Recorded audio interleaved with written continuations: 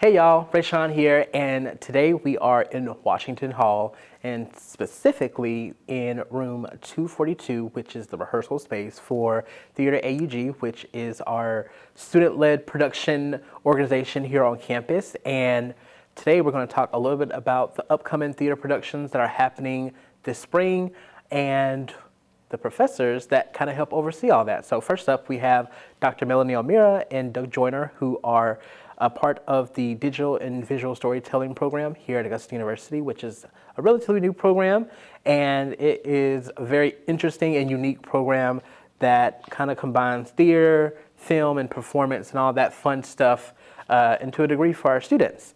And also, we have a special treat for you because we're going to talk to some of the students who have written the shows for this semester and get a sneak peek for what's in store. So I hope you're ready because things are about to get wild. All right, well, thank you both for being here. Just diving right in, can you both share a little bit about your background and kind of just your journey into the world of theater and what kind of inspired that? Yeah, you want to start? Sure. I was actually a sophomore at Augusta College. Okay. And no, those buildings weren't here. And I took a speech class from Gene Muto and enjoyed it, loved it. The following semester, I was leaving my class and he was in the hall and he says, you're doing something for me. I'm like, okay. And he put me in a play. Okay. And I haven't forgiven him since. Yeah, well, and I was at Georgia Southern planning to be a biology major, doing well in my biology classes, and a kind of similar thing. I was in a leadership course and just talked about, how much I used to like to write plays and stuff like that when I was a kid, and some person was like, well, you need to meet this woman, Patty Pace, and she taught performance studies in the comm department there. And I went and met her. I went and auditioned for a show, got a part, and I never looked back. And I kept going from there, and got my theater undergrad, and then went and got my master's and my PhD in performance studies, and went to the places where she suggested I go. So that's awesome. And then you're both here. Yeah.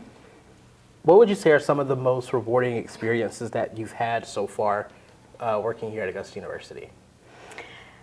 Want to go? Yeah, several things actually. Seeing an inexperienced performer all of a sudden at the speed of a syllable become an actor because things just went off in their head. Or watching a somewhat inexperienced writer for theater, a playwright, discover putting together all the various elements of the particular play and having it sing somewhat, Yeah, I think that's been exciting for me too because Doug and some other professors who were teaching theater and are long gone now had already had a really good theater program going. So I was excited to come here and teach in the comm department. Now we've been moved to art and we have our own degree in digital and visual storytelling, which is super exciting. But I stepped into something that I was excited about and was able to start creating and making theater with students and learning from students and teaching those students. And I think that that's been really exciting for me. And the fact that we've gotten to start our own program and really that focuses on theater, performance studies, and film is exciting. And we were involved in the creation of the curriculum of the degree as well. Yeah. And that's important. Yeah, that's really cool to be able to create it. Absolutely, Yeah. absolutely. Yeah, and we've got students, and that's exciting. Yeah, like you said earlier, we're a year and a half in, and we already have 30 majors. So, for 2 professors. Right. Yes, and we're doing all the work. Yeah, yes. exactly. Which with is both. the help of those students. Absolutely, right. absolutely. Yeah, I remember when they announced that this degree was coming, I was like, oh, this would have been so cool when I was still a student. But speaking of me being a student, you had me actually in this classroom as a student, and I've been asking other professors that have come on the show, like, what do you remember about me when I was a student? Well, I remember that you were a little bit nervous to perform, right? It was a little bit outside of your comfort zone in terms of comm. You're like, wait a minute, though, I I have to perform, and I'm like, well, we all perform all the time, right? I have to remind a lot of students, and I still feel like I'm having to remind some students who are coming in, like, I'm just here for film. I'm scared of the acting performance side. Well, we are all performers, right? We all wear masks that help us get through all the things that we have to do in our everyday, ordinary lives, like this kind of situation here, right? We all put those performance masks that help us be comfortable in situations like this.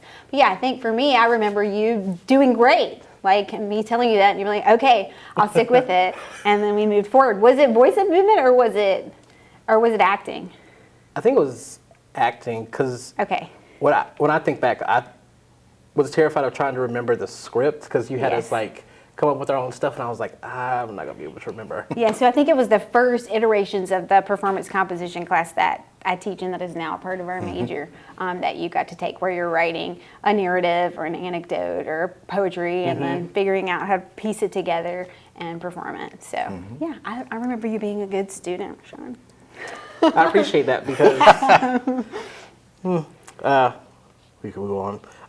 The rest of my my student experience, but what would you say makes this degree, and I guess more specifically the theater side of things, more unique compared to other universities?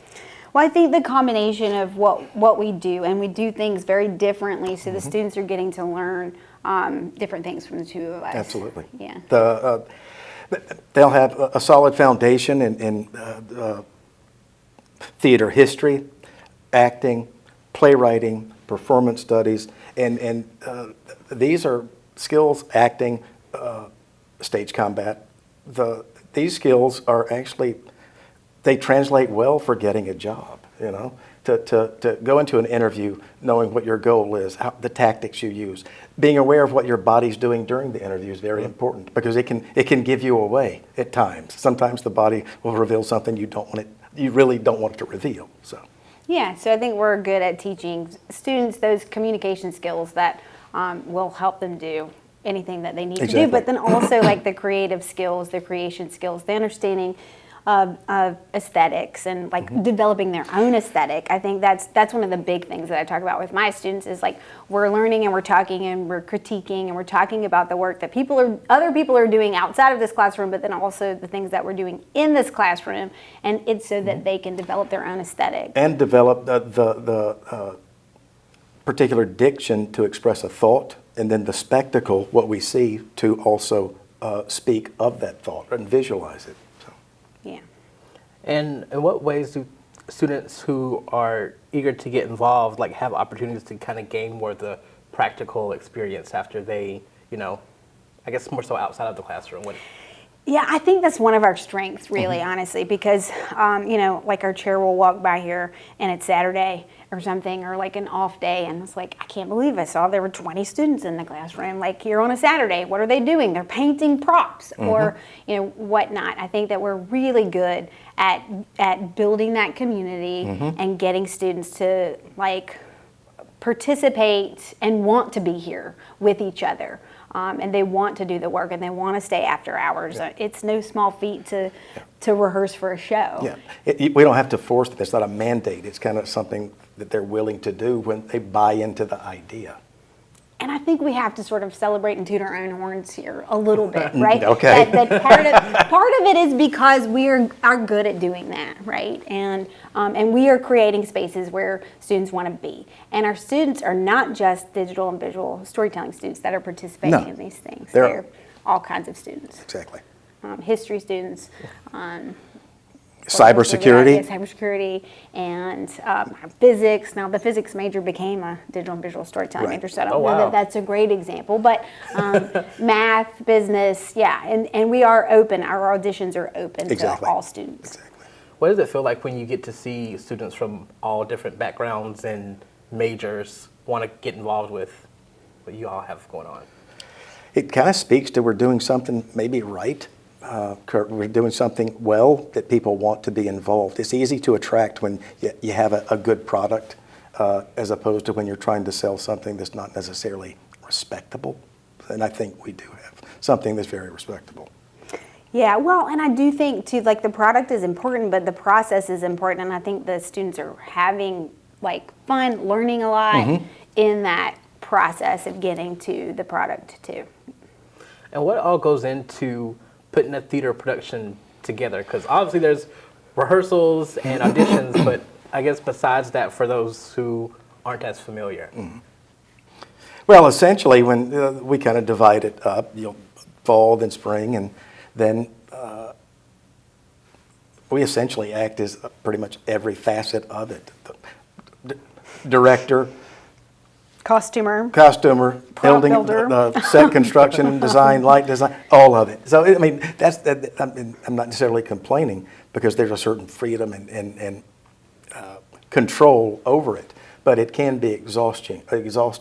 Yeah, I think we're getting to that point where we are often having this conversation. Indeed. I'm so tired. Indeed. Because we do a lot of the things. And I mean, I want, like, aesthetically, part of what I do is pour theater, and it doesn't mean that I don't need money to do it. I love to have money to do what I want to do, but it is making do and finding creative ways to do. And so, I wasn't kidding when I said we're here on a Saturday painting the things that the students are going to use as props in the show. And that takes a lot of work behind the scenes too. And the costumes, we're building them and have students helping to coordinate them. And we do have students who are willing to help with all those extra jobs too, which is cool. Absolutely. Yeah. Yeah, I'm sure y'all appreciate all the volunteers you can get for that sort of stuff. Absolutely. Yeah. How does the program kind of engage with the community or the local, Augusta community? Because theater is a big part of, I want to say, the Augusta culture. Do y'all have any opportunities to connect there? Yeah, I mean, I can talk about this a little bit. Yeah, I mean, we've been trying to, and I've done a lot over the years, have like school shows if the content is appropriate to have younger students in.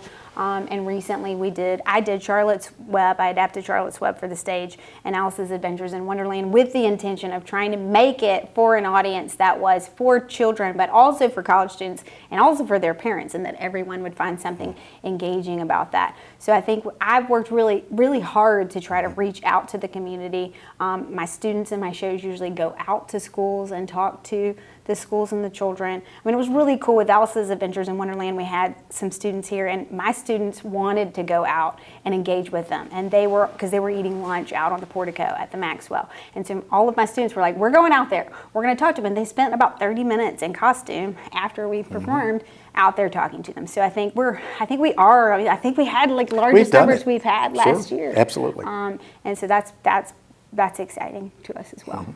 And we also do oftentimes social and politically provocative things as well. So we're not just going to be one or the other. We will push a boundary, and then we will, it's kind of balanced in that way. Yeah, I was going to ask, is it difficult to try to create a show that kind of appeals to so many different folks, like you mentioned, college students, maybe a younger audience, maybe their families? Yeah, I mean, I definitely think it takes a particular text to be able to do that. Well, I've always been convinced that good theater, no matter what it is, will attract an audience. Good theater will attract, whether it assaults a particular issue socially or politically. If it's good, people will stay around and analyze it and talk about it afterwards and take it beyond the threshold of the theater to others. And tell other people to come. Exactly. Check it out. Yeah. So, and I think we're seeing that. Absolutely. Yeah. Yeah, and how do you go about, I guess, choosing which text or production you want to bring to life? A lot of times it depends on. The students that we have. Sometimes you'll look at a classroom and you go, that person would be good in Waiting for Godot, or that person could really make a good Keeley, or sometimes you find the right constellation. Sometimes there are issues that surround us as humans in this country that sometimes we want to address, and a play may do that. Whether it be an issue play or something period like Greek, Elizabethan, which we'll be doing next year. We just pick and choose depending on the circumstances. Yeah, and I think, for me, like I did Alice's Adventures in Wonderland, I knew it was on my list of things that I wanted to adapt and create a script for the stage, but I really wasn't quite ready to do it. But I had students who were like, please, we really want to do this. We're graduating. Exactly. Like, so I was like, okay, let's do it. Yeah, And we now did. often they can motivate us as Yeah. well. Yeah. And Doug, can you tell us a little bit about the theater production for this semester? I can. Two short one-acts written by Avery Lewis and Destiny Barrett. One's called Visiting Hours, and the other is called Reflections from a Bathroom Mirror. And it was really exciting because they wrote them in my writing for the stage class, and they developed them, and they kept introducing new elements and messing with structure and style, and I'm really pleased with what we have so far. And keep in mind, we're still workshopping them. And I met with Destiny this morning at 10 and went through some rewrites and such, so that's exciting too. And it happens in the professional world. You go to a workshop, you got to expect changes, and both of them, both Avery and Destiny, have welcomed it. They don't go, oh God, more work. They're like, excellent. They want it. They want more. Well, but I think there's that process-oriented component of things too. Like that is so important. Like where the learning happens. That they're like, we're not just here to create entertainment for the campus, right? Like we're trying to teach our students, and it's about learning, and it's about creating knowledge. And again, that aesthetic within the students, and so they're learning so much. Absolutely, and going through that process. And even the Yeah. particular questions in their plays that come up are interesting. They're ontological. They're personal. They're social. They're political. Everything, and it's quite interesting to see it develop and then put it on the stage for others to enjoy. So if you had to describe it so far with one word, what word would you give it? For each play, or For each play. Visiting Hours, choices we're allowed to make. That's not one word, is it? Let's put it together as one word. Okay, bunch of hyphens. Yeah, let's hyphenate it. I'm going to do the same with the other one. Reflections from a Bathroom Mirror. I think it is a meditative haunt on life, death, and lullabies. Very interesting. That was quick. one word too. You thought Yes, about it was a word. That was one thought word. about this. That was just good. came to me. I like that. I like it too. Lullabies. Yeah. Okay. Well, thanks, y'all, and I am looking forward to seeing both of the plays this semester. Thank you. Yeah, we Good. are too.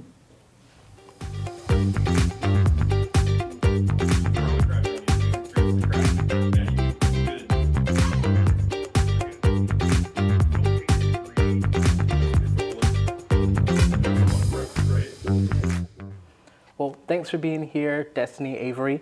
I guess diving right in, could you tell us a little bit about yourselves and why you decided to get involved with Theatre AUG? Yeah, so I'm a junior majoring in cybersecurity and minoring in communications. I'm pursuing the Certificate of Performance Theater. I have always been involved with theater, whether it's doing ballet and dance or acting and doing this other stuff.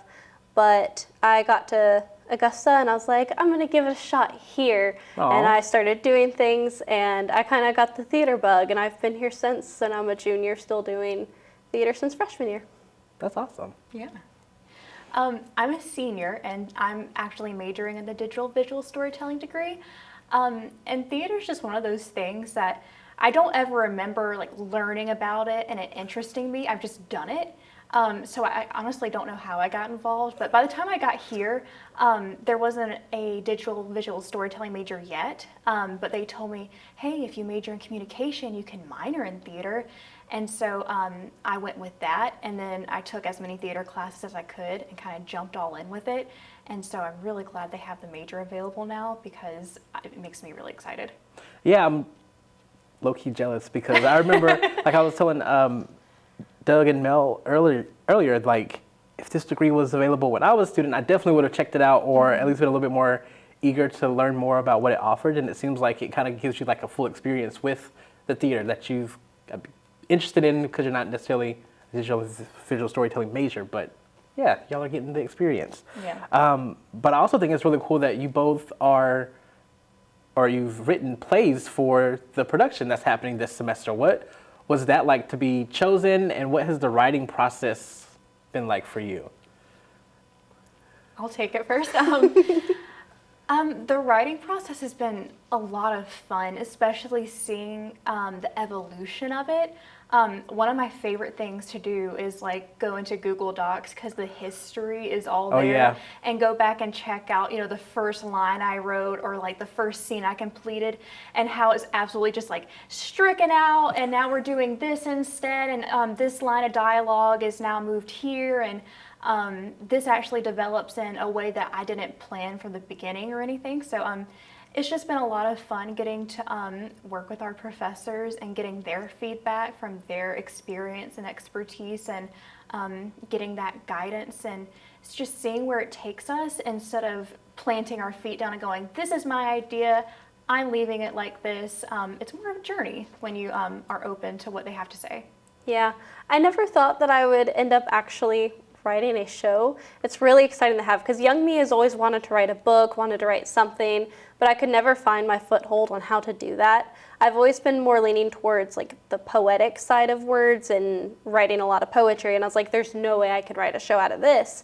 But our professor like really helped us hone in on what our writing style was. And so instead of doing a dialogue based or like super narrative, I got to branch out a little and write a show through poetry, and like poetry that I have written, and then writing new stuff for it, and then adding like a storyline to it.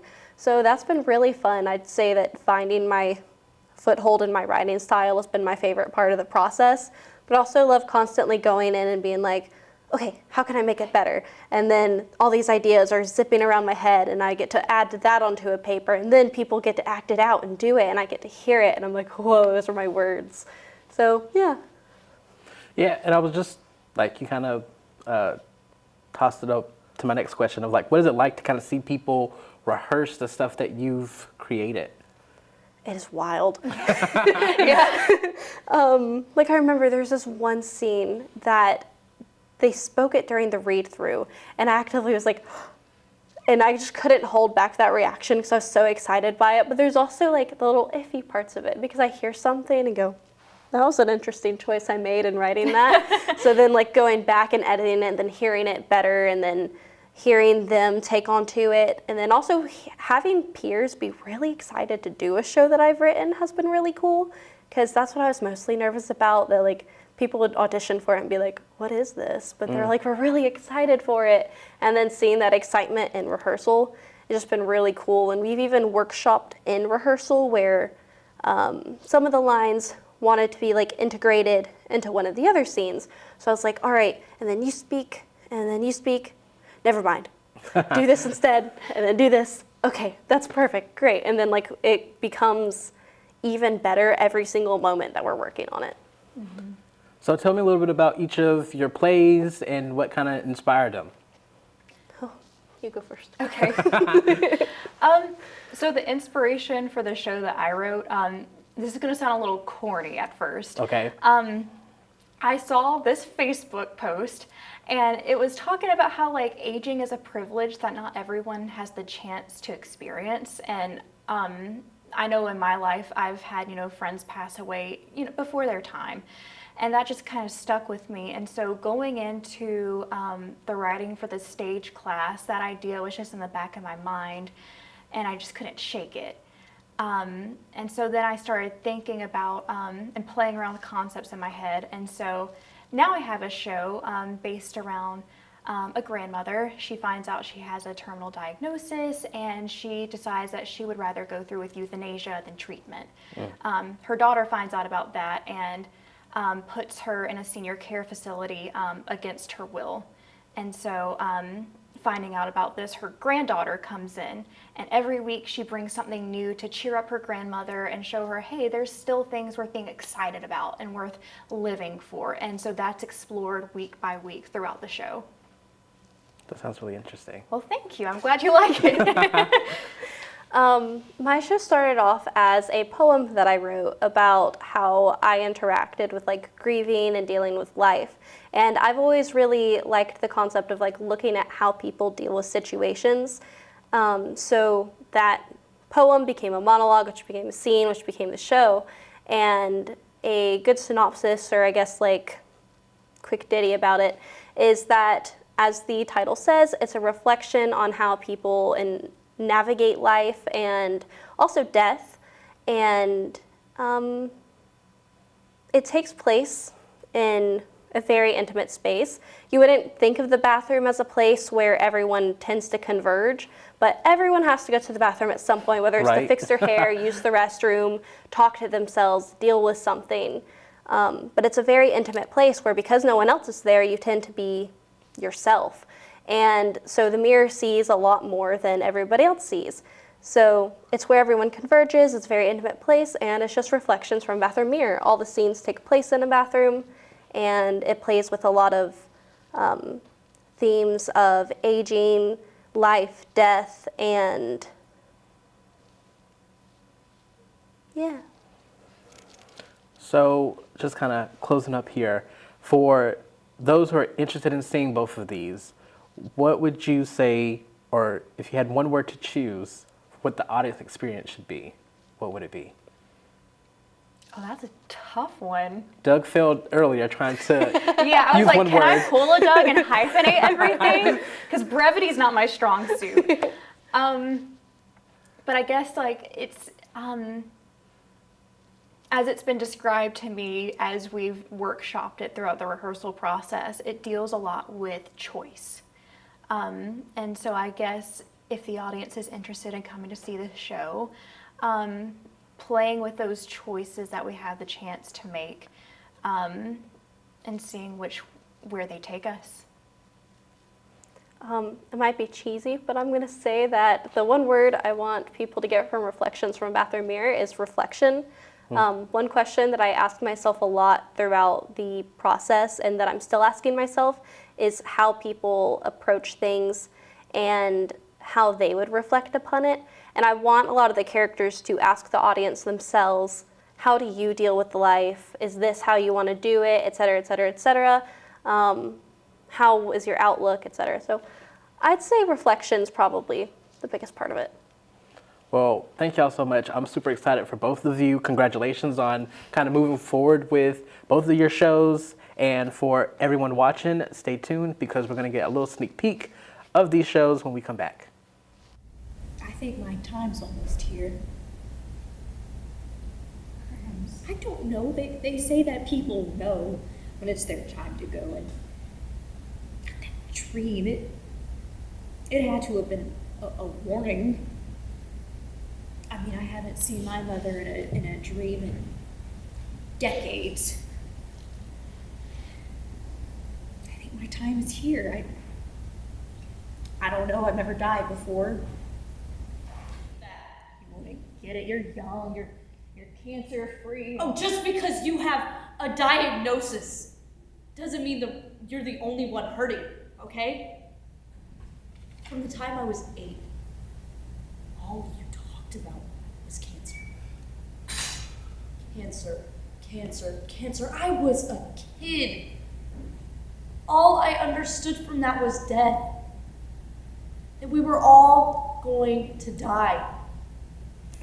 That's all I could think about. That's all I could dream about. And I've been terrified my entire life because of that. That it was going to take you, then me, then Maggie.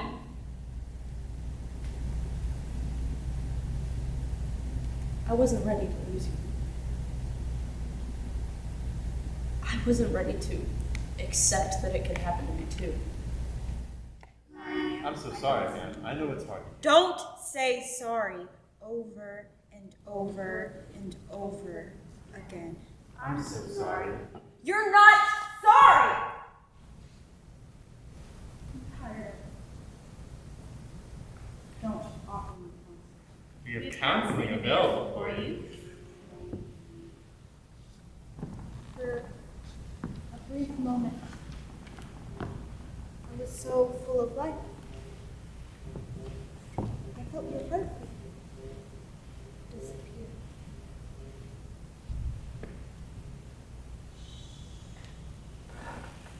It's important to remember that. It isn't your fault. Miscarriages can happen for many reasons.